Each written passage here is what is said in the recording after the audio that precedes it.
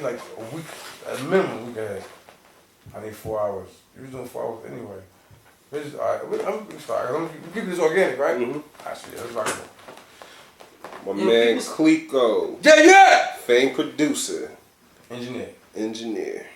Nigga, the way I seen you work, fuck, if they could call Diddy a producer, why not you? On some real shit though, I am a producer. I take that back. Because you know what? Niggas records come in a certain way and we kick up a little bit. So, you know, if it needs it, I don't be adding shit. I add what's necessary. So, yeah, I digress. I'm a motherfucking producer slash engineer. I used to actually make beats. Shit's hard though. So, can you tell us some of the people you work with? Come to my phone. Can I cheat? You could cheat. Come to my phone. Let's see. This year alone, 2017. Let's say from January 1st. And it's May.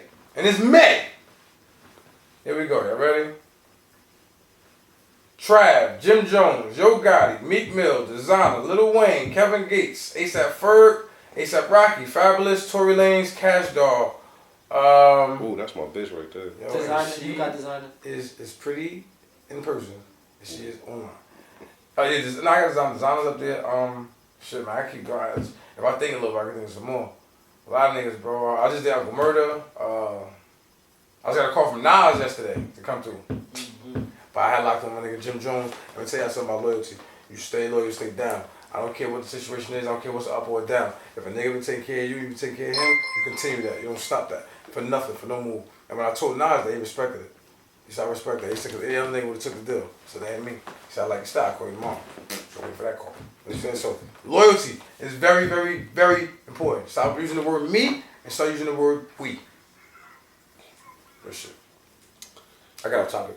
No, you didn't. I ran a little bit. Right. That's the fucking purpose of these interviews. Word. Shit. I'm on the motherfucking what's this called? What's called the couch? The visionary couch. It's the visionary couch. What they call that when you talk to a therapist? I'm in therapy right now. Yeah, you in therapy. I feel like it. Look, wait, hold on. Let me go to therapy later. Hold on. It's how they be in therapy like this.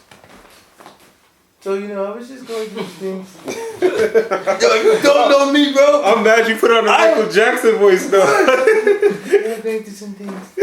Yo, listen, bro. One thing about me, I am a silly nigga, bro. You will rarely see me upset. If I am, you fucked up. Bad. Takes a lot for me to get upset. I'm very, very happy dude, man. So we're going to go through a little bit. It's a lot to go through with you. So, when did you start getting into music? Funny story. I'll tell everybody this story. Dead ass. This is all pure facts. I paid for one recording session in my life. I was in the room, me and my dogs. This is back in 1999. I'm showing my age here, but chill, my business. 1989. I'm a young boy. Hey, you could have been 12. But I look, but no, dead ass. Me and my team, everybody was in there. You know, there was some bitches in there. So everybody walking around the studio. Everybody doing everything, but I'm looking at the hustler in me is like, wait a second, we gotta pay somebody. We paying him. He's not doing nothing what we doing. So I said, wait, every time I got a song, every time I got an idea, every time I want to be in the studio, I gotta pay him. I instantly got up, I went and sat next to him. His name is Eli. Eli of Alcatraz Records. Shout out to Eli. And I said, yo, bro, how you do this? You know what I'm saying? I started asking questions. And he said, yo, you want to learn? Keep learning. Come back. I kept going. And I just kept going. I never stopped. I would constantly read. I would do research. I would just constantly. And I actually went to school for it and dropped out because my professor was like, yo, what are you doing here? And I said, I'm trying to get my degree. He said, that'd be the worst thing you can do for an engineer. He said, engineers, they go to school, learn how to fix studios, not how to run them. Hey, boss. So he gave me an internship at Quad. I was working under Young Guru, a couple other guys, learned some shit. And I just kept cooking. But my artist side never died. It was a lane. You can ask any nigga, name 5 engineers. I bet you they get to 2 and stop. And I bet you I'm probably one of them. What I'm saying is this: there's a lack of engineers, especially of this color and this bag. And, you know, I understand a rapper because I am a rapper. I understand the hood because I'm from the hood. Like, you don't get that with John Wilkinson being an engineer. You know what I'm saying? Like, that gonna scare him. You know what I'm saying? I mean, engineers get beat up all the time. Crazy. Anyway, but that was my thing. I just realized it was a hustle move. Started at first. Started as a hustle move. I saw an opportunity. I saw strength. And I also saw me saving myself some money. I never paid for another session in my life. I suggest to every nigga that does music, do not leave this shit in anybody else's hands. You leave it in mine, because I can take care of you. But other niggas, or just period, don't trust people that much. Learn this side, and for one, save yourself on the biggest expense, recording. I mean, come on, bro. It's like, it starts there. It starts with the recording, and it goes out to everything. The bitches, the money, the clubs, the jets, they don't come unless you go to the studio. Well, like here as me, like Sativa, I do podcasting, and it's on a whole other like flame. Like, what? So like my studio time would be like 3 times as much as a rapper basically to do a song. Cause like. Says who? Says what rapper? Huh? Says what rapper? Some niggas spend 10 hours a day in the studio. Some niggas spend 1. No, I'm saying for a 2-hour session for me, it end up being 4 automatically because my shit gotta bounce, and it's a podcast, so it's not just like a 3-minute song. It's like a 2-hour audio file in that bouncing time. You gotta count to your studio. So I sat back and said, well, in like 2 sessions, 3 sessions, I could buy all my equipment to do this shit. Mm-hmm. And so I sat back for a day. I sat back for a month. Say you was patient. I was patient. Brought all my equipment. Now I do my shit from the crib. But you know, we had a conversation earlier. My studio about to open soon, so then I'll be on your side. Hold up. I mean, it's just for you to be a boss or anything, you have to own every facet. Like you gotta know how to work the mailroom. Mm-hmm. You gotta know how to work the fucking the customer service department. You gotta know how to work the distribution plant. You gotta know how to work every job. So if everybody quit, you can still run a company.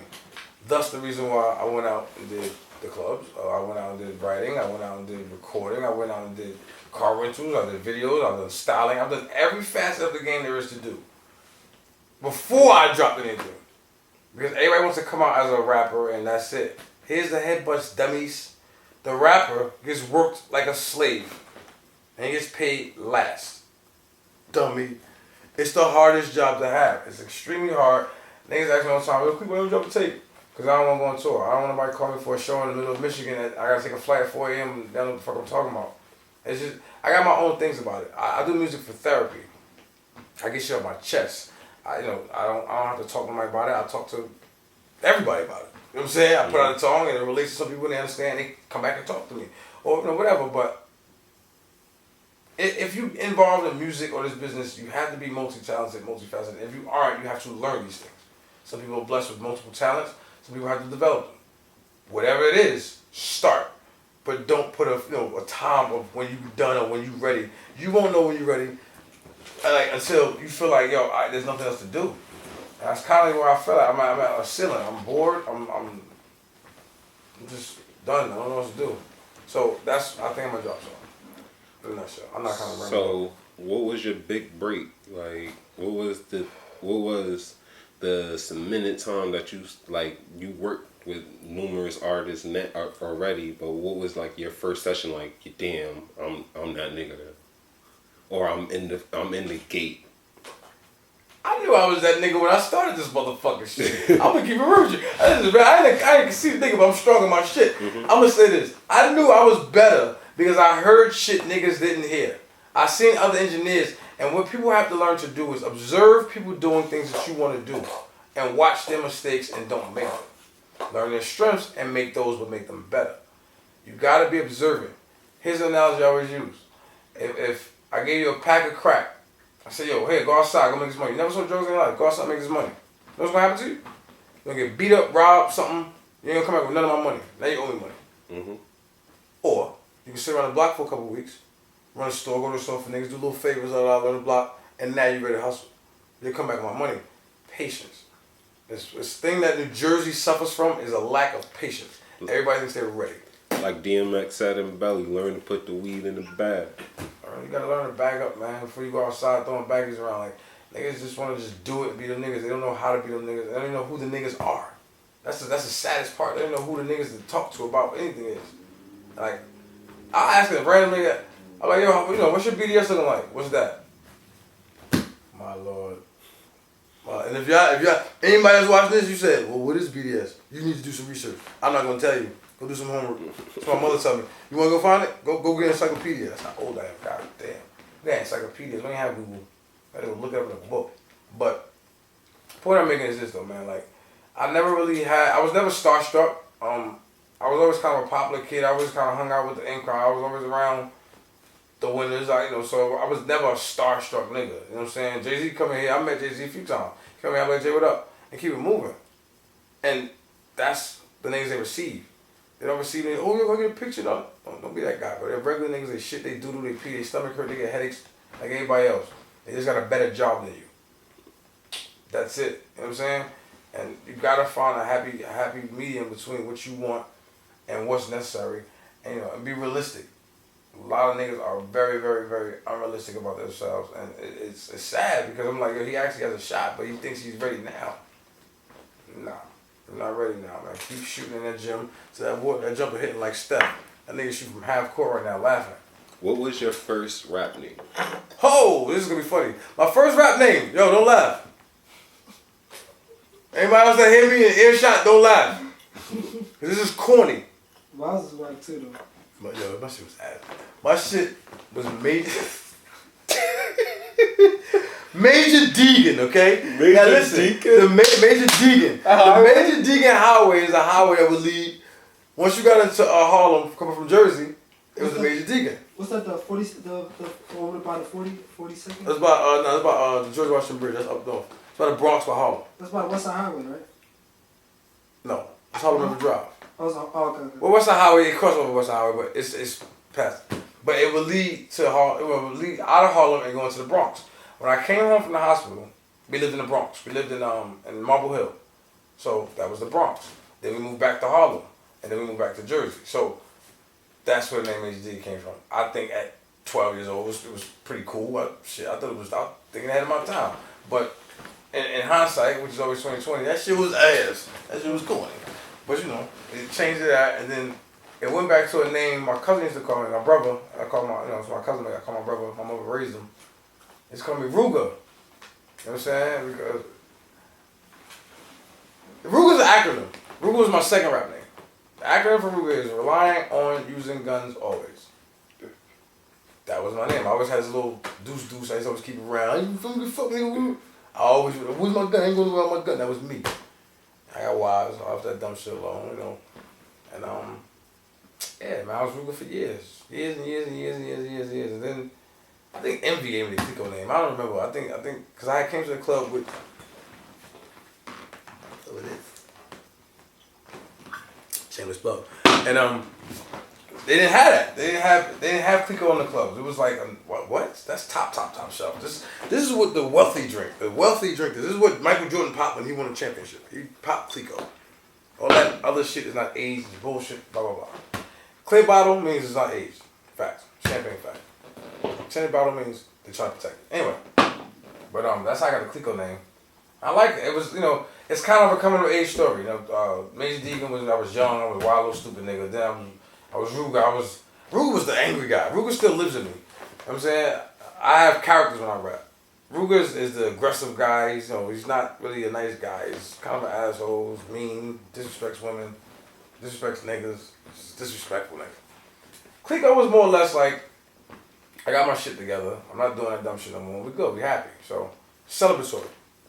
So, that was my name, run. So kind of like the DMX and from DMX to Diddy.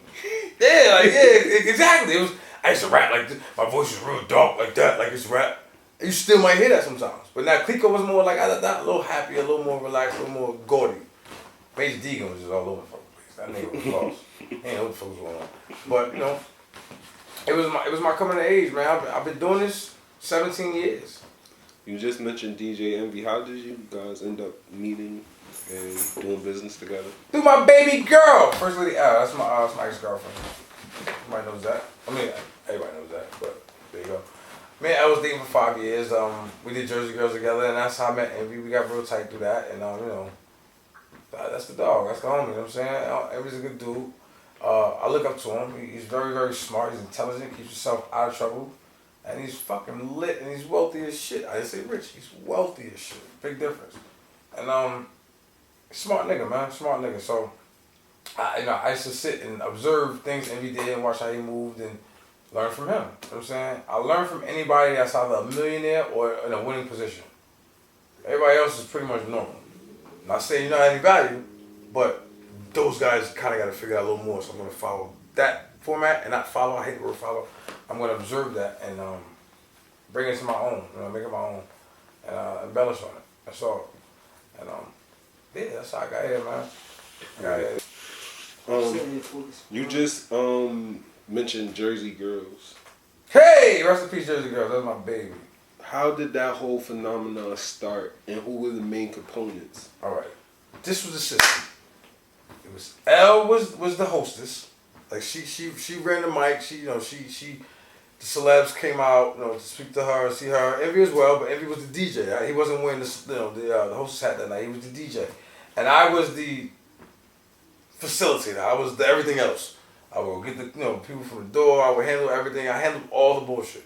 I'm gonna tell you something I did start out here. I'm gonna never get a Father's Day card for this. You gotta pay $20 for a hat? You gotta blame me for that. Lynn, who's the owner of Jersey Girls, was trying to make us pay for security. There was a lot of niggas. It was $100 a night. I was like, fuck you, Lynn. How about this? How about you let us, allow us to wear hats on Sunday, which is it's cool. Wasn't nothing. And let them charge $25 for the hats. And you let them divvy that money up. Them niggas never made so much money in their life. Every day they came to the club, your hat is a part of your outfit. And they always say, you ever seen the video I put up? Well, I said, take it back to the car. Take it back to the car. 20.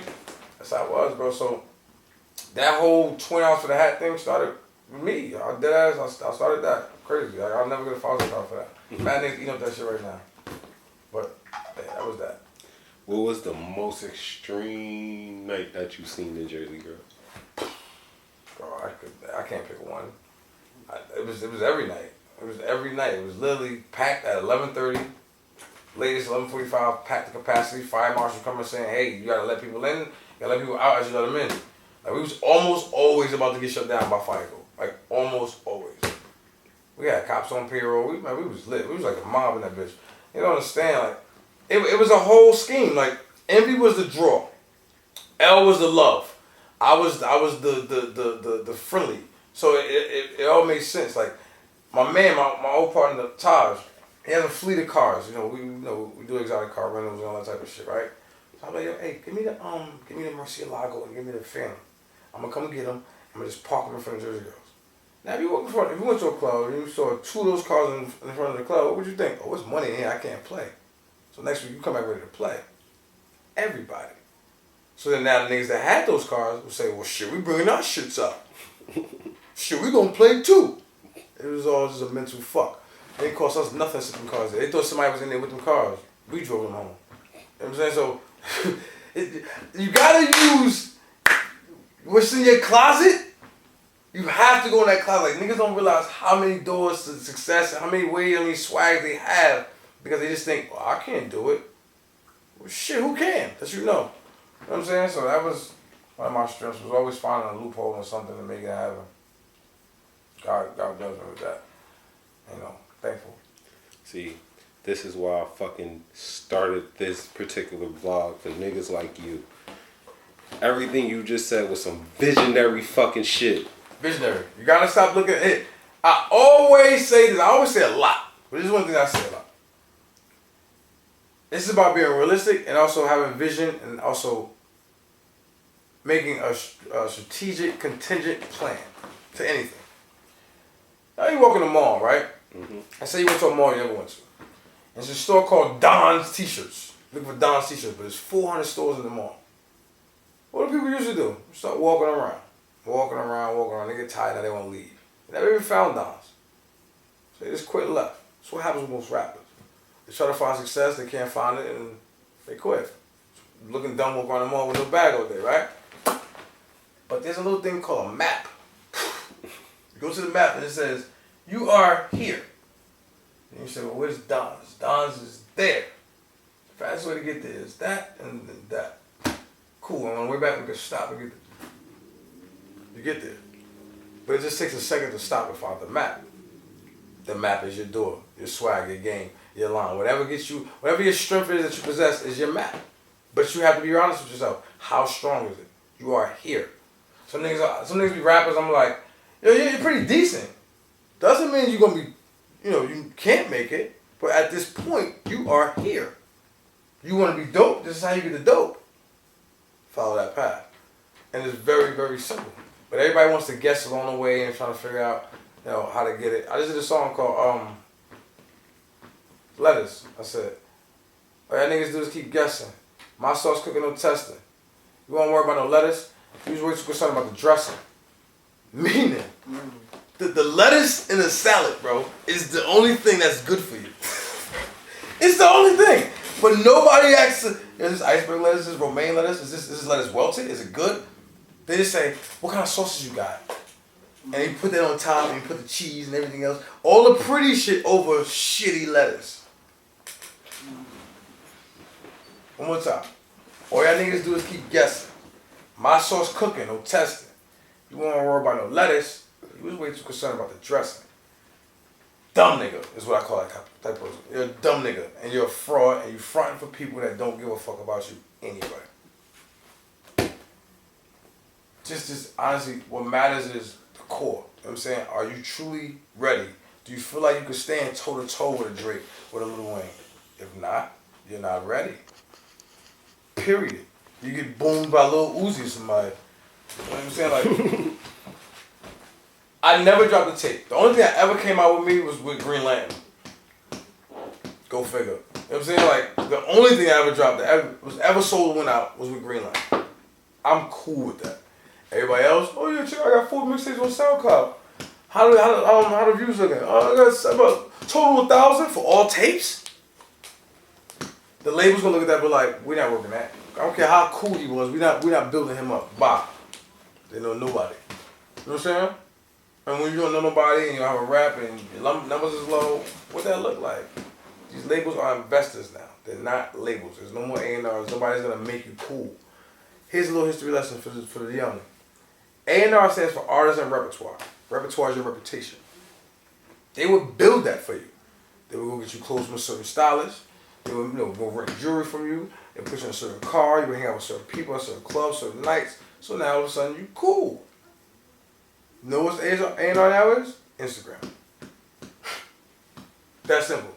So there's no more building yourself up, or there's nobody else to build you. You have to build yourself up. You have to figure out what's cool. You have to figure out what lane you in. You have to figure out where the fuck you going and how the fuck you get in. Good luck, Chuck. It's not easy. But nothing worth making a couple $1 million is easy or should be easy, except the lottery. Good luck with that. You know what I'm saying? But niggas gotta really slow down. And this is general. I mean, this is a general thing as far as artistry. Niggas gotta slow down and first figure out who the fuck they are as a person. I know myself. You know what I'm saying? I know my strengths, I know my weaknesses. Niggas lie about their own strengths and weaknesses, which is you're lying to the mirror, which is the worst kind of lie. You're lying to yourself when you know the truth, you're still lying. That's a coward. Figure out who you are. Mm-hmm. Figure out your lane. Where do you compete? Start competing with Drake if you're really in an Uzi lane. Why are you doing Drake records when this is your lane? You're wasting money, time, and effort. And then when it fails, you're going to be like, oh, no, good. No, you're swinging at the wrong pitch. Slow down, figure it out, and be patient. 2 Chainz dropped. When 2 Chainz came out, he was 35 years old. Ain't no rush, nigga. Like, if dope is dope, you be 70. If you fucking fire, you fire. Like, you be a 70-year-old dope-ass rapper. Whatever, my nigga. But there's a bunch of things you have to check off before you say, I'm ready, I want to go, and all this stuff. I did the Rock the Mic tour. I hate touring. It sucks. You do the same thing over and over for 3 months. It's not fun. It looks fun, but after a while, fucking bitches you don't know and niggas don't, hating because y'all, them niggas and you from out of town and all the bitches that they like now like y'all and going to a new hotel and all this stupid shit happens for 3 months. For instance, I'm rambling, but just stay with me, y'all. For instance, I had to send a nigga home because he kept touching bitches' butts.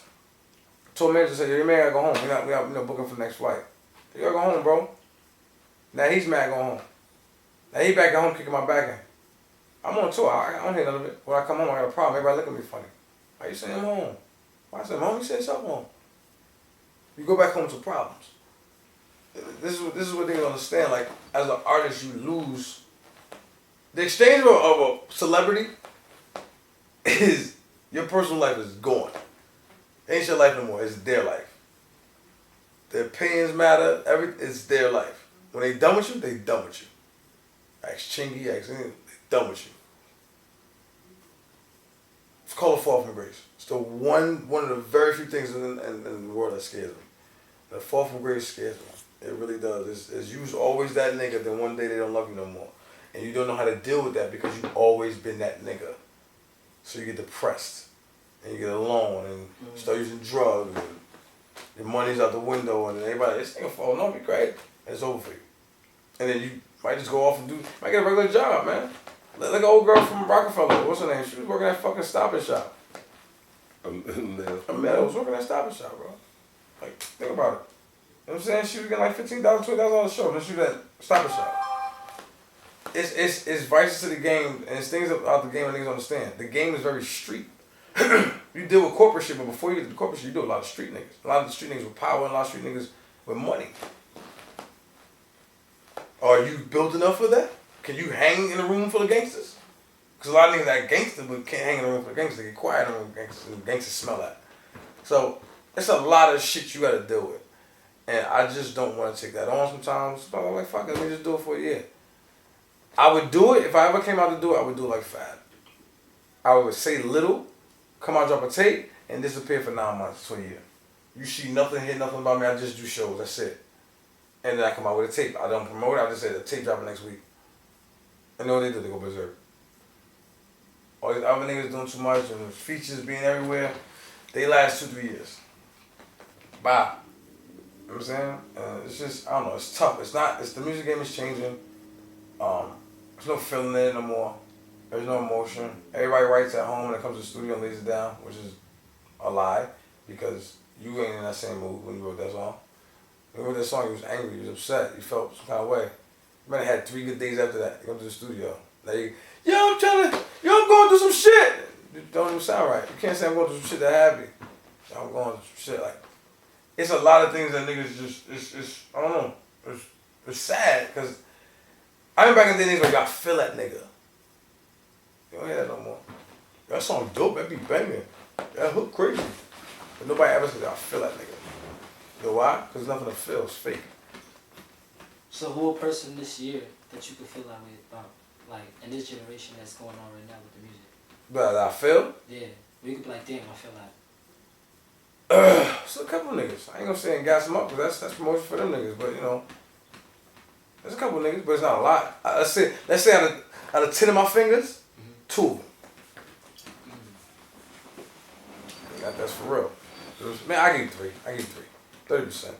But like, it's all smoke and mirrors now, man. It's, you know, and me being an engineer, I get it. I see the bullshit, my nigga. Like, if y'all niggas understood how little niggas really come with to the studio, or how little niggas impact their own records,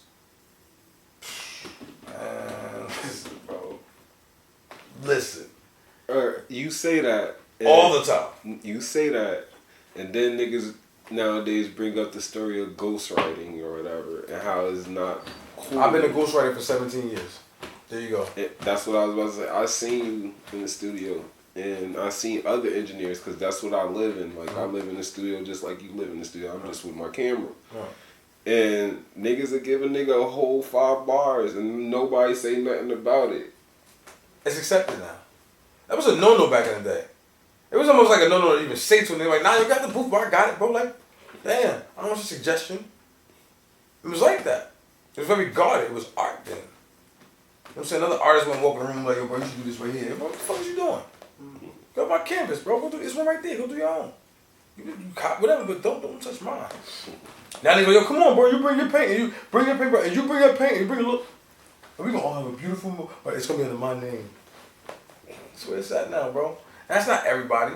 That's a lot of niggas, man. But see, there's a difference. There's you, an artist working with an engineer, and y'all understand each other, have a feel and a love for each other. That's different. Saying, bro, this works better here, or make it your own. That's not ghostwriting. No. That's just saying, bro, we just get off topic, or bro, we should go here instead. But man, listen, bro. I wrote. I would never tell you niggas who I wrote for. I would never get involved because any nigga that comes out as known as a ghostwriter, what happens to him? Bow. Boom. His career is over because you blacklisted. Everybody else got secrets. Yo, it's like the mob. Yo, what? You gonna tell? Kill him. Kill him. Blacklist. And that's where it's at. So you just shut up about that. That's hush hush. For example, Quentin Miller. Where'd he go? Yeah. Where'd he go? I mean, there's a few other niggas you name, man, but they just go and they just crazy. And it's hard. It's hard to get back in once you're out. Once you get blacklisted, it's hard, bro. Hard enough to get in. It's even harder to get back in. By the way, there's a weed gummy. I don't think I'm in some candy. Right on time. See, your fucking your segue. I'm a visionary. Your segue game is so fucking amazing. Right? I want a real segue. I want a segue for the house. It's rolling like zzz. I'm a clown. So we do stoner stories. A magnificent time. It could be weed, it could be Molly, it could be LSD, whatever. But a magnificent time you had on a drug. Bro, if it was a story to tell, I was too high to remember it. I mean, remember I've been high a lot. Like, you know what I'm saying? Like, a lot. Like, what you gotta think? I'm in the studio every day, right?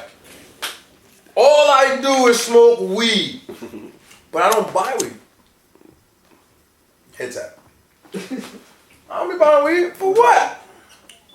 This nigga Trey pull up and give me some weed, right, Trey? Huh? No. He got a little t-shirt on y'all too. I don't see it. I'm going to camera. I don't see a lot of t-shirt. His t-shirt regular. But now, I get high every day, bro. As far as weed and all that other shit. So can you give us your first time smoking weed? I was like 10. Like some therapy shit. I was like 10, bro. I was 10 years old. Yes. I want to go next. You want to go next? Yeah, go next. Yo, it feels good. Right now, my heart like this. Go next. I was like 10 years old when I first smoked weed, man. I learned how to roll my own blood at 11. Like, I was lit after that. But even then, I wasn't really a smoker. This is how my life went, bro. I'm going to be dead ass real shot. I'm a partial genius. And I swear to God, I'm not trying to be funny. I took the SATs in the 7th grade. I would never tell y'all my score because y'all wouldn't believe me anyway. I used to do math programs for gifted kids. I used to go off with this lady named Miss Maynan. She would take us, me and like 4 other kids, these gifted programs, and we would do things about, analogies and computing and, assessment. And that's why I kind of got a good flow of people and understanding people because I learned all those skills. Plus, I'm a fast thinker. So, it was a blessing. You know what I'm saying? My mother always taught me to read. She'd make me read all the time, and she would never give me the answer to shit. She would say, go find it out. That's what I be telling niggas. Like, I said Meek Mill would be a way better rapper because he already got the pain, he got the energy, and he got the look. He'd be a way better rapper if he read more because I'm tired of hearing about Rollies at a certain point. You know what's crazy, though? That has to be... See, like, when you come up as a kid, that's when your brain acquires and works the most as a youth. So, like, once your brain is done, set, building itself, it's hard to reroute that. You can't pick up something that's time-consuming or difficult later on in life when you're locked in. You can, but it's difficult. But if you do it... It requires a lot more energy. Right, it does. And, like, I make my daughters read all the time. Like, you know what I'm saying? My daughter like, Daddy, what does this mean? I don't know. Look it up and don't use Google. Because Google just give you the answer. You're not learning nothing. You know what I'm saying? Like, I say, well, break it down to me and tell you, explain it to your sister, make your little sister explain it to me. If you can explain it to your little sister and she explains it back to me right, then you got it. I'm making both of them assess. You know what I'm saying? So, niggas don't use the brain. They don't. Niggas are dumb. I say it all the time. Like, you niggas are stupid. I really mean it. Niggas are stupid. Because you don't want to be smart. You want to be dumb. You want to be lazy. You don't want to have knowledge. Knowledge is a weapon, boy. I thought numbers passed niggas so fast, boy. They're like, oh, this shit cool. I might have beat him for $400. Hold up. I'm looking for a client. Where's the guy? He late. Hold up, wait. Now keep it loud. Shit, it's all okay. Right now, I'm looking for a client. He's late. And I'm gonna text him right now. What's one of your worst, like, give me a bad session. What's a bad how much time you got? I got a lot. Oh, I got a lot of stories to tell you, baby. I'm gonna tell you, most booty sessions are this. Niggas come in with this confidence that they about to kill shit. Then the "you are here" happens. I'm like, yo, bro, This is not it. Some niggas get offended, some niggas don't. Artists, if your engineer is good, listen to the nigga, bro. You know why? He does what you don't know how to do. He hears what you can't hear. You may not understand why he's telling you to do what he's doing. But later on, you're like, oh, sure, I get it. Here's the heads up. Niggas that come 15 deep. 3 bitches that look like they might be underage. Everybody on Xan's perks. Smoking wild weed. Everybody talking in the room. Just one nigga rapping. How is that productive, my nigga? The less niggas you have in your studio, the better. All they here for is a party. All they here for is a party. So yeah, I'm gonna call you back. Don't help niggas party, man. Like this is everybody gonna party when you on tour, nigga. Everybody gonna fuck with shit later anyway. Just get the music off and do it that way. Like a bad session happens once, twice, maybe 3 times a day with me. I usually do 4 or 5 sessions a day. 2 or 3 of them are bad. And bad in the sense of not they corny. A bad in the sense of you didn't advance as an artist today. Every time you leave here, you should have got better. She's like, all right, now that record is not a level. I gotta beat that. Okay, I learned how to do this today. Well, I understand this now. If you're not acquiring knowledge, then you're losing knowledge. Because you keep doing the same thing, looking for different results. What's that called? That's called insanity. You gotta find what works for you and embellish on it. You gotta find what doesn't work for you and leave it alone. You have to go through. I tell every artist, if you haven't gone through a weirdo stage yet, then you're not ready at all. You're not even halfway ready. Cause it's the I like rapping stage. And it's the alright, people telling me I'm dope stage. So you start getting cocky. Then somebody boom you, and there's the you are here again. But then you say, let me try different shit. So you get weird. Start doing dumb left weird shit. Like what the fuck was I on? But what you doing is you seeing what shirt fits you. One might be too little, one might be too big, whatever. But once you get to the weirdo stage, you kind of got yourself. And once you got yourself, it's easy. It's easy. I did a tape in a day and a half, 15 songs. 1 day and a half. I was staying here, didn't change my drawers, nothing. Me and Kay decided ate Chinese food for 2 days, a day and a half. I did a whole tape. What's everybody else's problem? Stop trying to make up shit and remember shit. I can sit here and tell y'all a bunch of old stories, but it'd take me forever to try to make up one good story. Very, very simple. When I start every verse, I think of a story, something that happened, something funny, something weird, something to do with the topic. Like, oh yeah, we did boom that nigga. Oh yeah, we did rob something. That bitch did have a fat ass though. Whatever, and then I can remember things off that, and that was easier. Because those things all come back together. So the ideas just come flooding in. 5, 6 minutes, I'm done in the verse. 16, 24, whatever, 5, 6 minutes, I'm out. I've seen niggas take whole days, whole 6-hour sessions, and get a half a verse done. That pisses me off. And what I'll do is, I'll take a junior engineer, somebody else, and I'll go lay down. But we're tracking, bro. That's the level he's on. I'm not bothered. And it's not cocky, it's just, I'm not going to sit here and wait for you to get this right. You're not ready yet, and it's okay. It's okay that you're not ready. But just understand you're not ready. Niggas don't want to accept the album, but they're not ready shit. I knew for years I wasn't ready. He was like, you should drop. I had a meeting with Jay-Z at 4040. This is when I was dealing with Leo Cohen. And Leo was like, yo, man, this kid's dope. Do you have a Leo impression? No. Everyone has. I know I respect him so much, they can do it. It's disrespectful. But he's a genius, bro. And in more ways than one, he's a visionary. He sees things, and he sees things in people. I think we share that same thing. Like, I'll see something in somebody like, yo, son, he's got a bad. Like, that nigga corny. What he's doing is corny. But what's in him is not. And niggas like, I don't see it, you know. Boop. And I'll sneak it on you before you even know it. I change artists all the time. I ask Ski. Ski was in here on some more. Now this nigga he's comfortable. He believes in it. You can hear it. You can feel it now. Because he feels he's in a better space as an artist. I'm nothing but a trainer. You are nothing as artists are just boxers. This is the gym.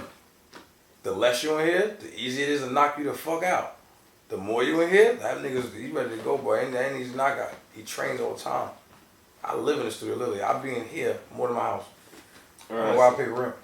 So, in the eyes of visionaries, you look back at what you did in life at 60, what would paint you as a success? All the artists that got better. You know what I'm saying? Like, all the artists that got better. Waiting on my ride. This is bullshit I be talking about. You supposed to be here a half hour ago. You still paying my money. Anyway. Everybody has to find the one thing that they're supposed to give back to the world. Everybody has something in them they're supposed to give back to the world. Some people don't look for it, they get jobs and they become robots. My thing was, I found it at 17 years old. That luck of the draw, blessed, whatever you want to call it. I found it. I was going through a time, and this is a time when bitches wanted niggas with cars. I was fucking around with a car.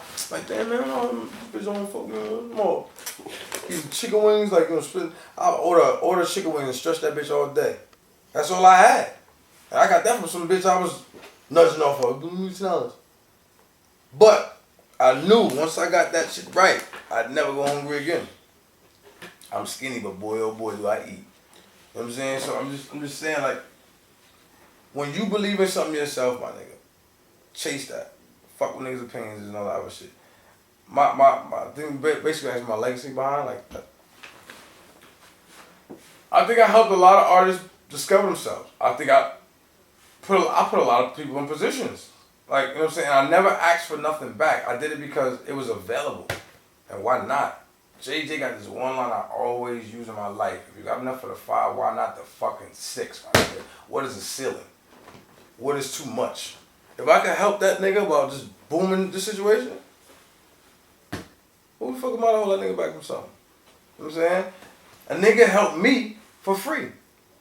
That's my give back. I learned my whole education of music from one nigga. I'm better than him now because he stopped. He thought he was good enough. That was my lesson in him. Remember I told you, find something that the weakness in somebody and the strength of somebody. The strength was he was great at what he did. His weakness was he was lazy. Can't be lazy with this at all. You have to constantly. It's always like the thing that keeps me going is I know some nigga out there right now trying to take me out. I know who they are too. I know their names and everything. Man, bro, I know who they are. And when they start moving, making a little noise, I gotta kick up. I gotta kick up because these niggas they getting close. When they get close, you get confidence.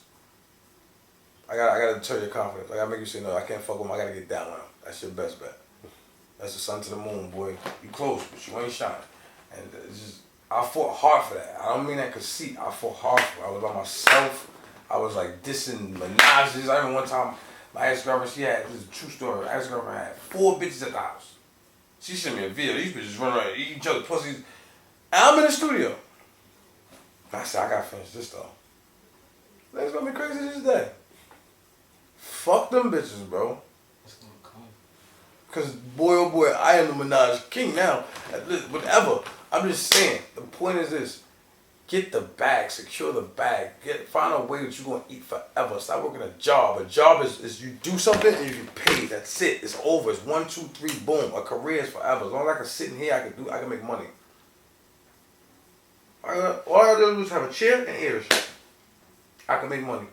We can make lawyer money. We get the same fees lawyers charge. Real shit. So it's like, lock into something, man. Stop guessing. If you know you're good at something, if you funny, be a fucking comedian. If you're angry, go be a boxer. Go be something aggressive. Go be a drill sergeant. Use whatever strengths you have in your character for your career, not for a job.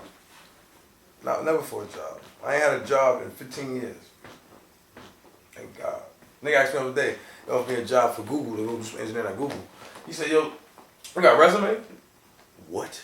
No, I don't. I don't have a resume. It's 15 years old, and they're like, what was you doing 15 years? Not that. You know what I'm saying? So, chase your shit, bro. For real. Stop waiting and say, I'm gonna start tomorrow. Start today. It's gonna be hard. You're gonna go through a year of pain. That's your tax for this shit. That's your tax for saying I'm set for life. You're gonna go through a year of fucking pain and aggravation and bitches calling you dirty and you just being fucked up. It's cool. Survive the year though. I'm saying bitches be back on you and think, hey boo, fuck out of here. But I'm gonna fuck you, but fuck out of here. Real shit. And don't ever let nobody ever tell you what the fuck you supposed to be doing. Fuck out of here, bro. Even if some people say they look out for you, some people just want to control you. You know what I'm saying? Why should you take advice from? If they ain't doing better than you, can't take advice from them. You fuck what the fuck the cost is. They ain't doing better than you. Ain't nothing you can tell me because I'm doing better than you. So all your shit's null and void because you can't get your shit right trying to get my shit right. Be an individual. Be a leader. And also know when you can't lead. Life is a car, my nigga. It's a road. Sometimes you're supposed to drive. Sometimes you gotta play the back seat. Sometimes you gotta control the radio. Sometimes you gotta get the fuck out the car. But you can't always drive, my nigga. You'll eventually get sleepy and then we all gonna crash and die because of you. You know what I'm saying? No one to control the wheel. Like, when I go to the studio with these big niggas, I ain't the big nigga I am out here, whatever they stay out, whatever. I'm not that no more. I'm just some guy. I gotta earn all they keep. I gotta earn all their respect. No problem, it's easy. Watch this. We're gonna do what we do. We're gonna do what we're good at. We're gonna be who we are. We're gonna be the niggas we are. They love you for it. Then you sit with the big dogs. First meet with the workers, then you eat with the boss. A lot of little one-liners I live by, bro. For real. That's a very good one, though, for real, seriously. You want to take over anything, you go find out from the workers what's what. Then you go to the boss and say, well, that's what I think. Because they number the opinions of everybody. In your voice. They gonna look at them like, what the fuck was y'all doing the whole time? He came here and took over. Because they talk too much. Let a man talk, bro. He'll tell you everything you want to know. Probably talking out. So let a nigga run his mouth and talk. He'll tell you everything you need to know and want to know about the nigga. Answers you don't want to know about the nigga. You know what I'm saying? But be a leader, bro. And if you can't lead, find somebody that's supposed to lead correctly and be loyal and stay true. You know what I'm saying? That's very, very important to me, bro. I very, very seriously mean we more than anything else. If it's nigga, I kicked the nigga out of the studio 2 weeks for this. We ordered Chinese food. Nigga was in the booth. He ain't asked me if he want to order something. So nigga came out, the food came, boom. He said, yo, bro, let me get some chicken. He said, nah, bro, the fuck out of here. I said, yo, get up, get out. They was laughing. I said, no, I'm dead serious. Get up and get out. You. They also said, you, get out. I said, what's going on? I said, fam, your man hungry, bro.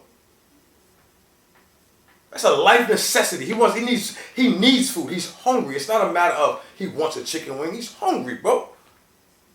You got 4. You're supposed to give him 2, but give him at least 1. You ain't even offer nigga food. Get out, bro, and don't come back. True story. I don't play that me shit. I grew up in a family of we shared everything, bro. I said my line, I said, damn, somebody remember my brother, we slept at the feet. I really broke bread with that nigga. Things took off. I got a seat on a jet for that nigga. For real. You struggle with your niggas, you win with your nigga. Whatever it is, it's with your nigga. Your brother, your sister, your girl, whoever the fuck it is, it's with them. The ups is ups, the downs is downs. I hate people that run when it's down and want to be all cool when it's up. Out of here. I'll fade you cool. You don't even know we're not friends no more. You still think we're cool. That's my brother. Alright, just tell the people where we at. We at motherfucking Goodbye Studio. Which, unfortunately, y'all, is about to close down. Don't cry. Don't put the tissue back. He's good now. We closing because we moving. Move to another location. This is my homie Blessed with Fly Spot. I don't own the studio. It's not mine. I just booked the shit out of it. You know what I'm saying? And look, I'm sure people run. Yo, look at all these motherfuckers. I put all these names in this room in 2 months. Look at all these names. Everybody signed well. That's about 85% of New Jersey. Now I should have strictly for the reason why I did this. Niggas always ask me. This is my trophy room.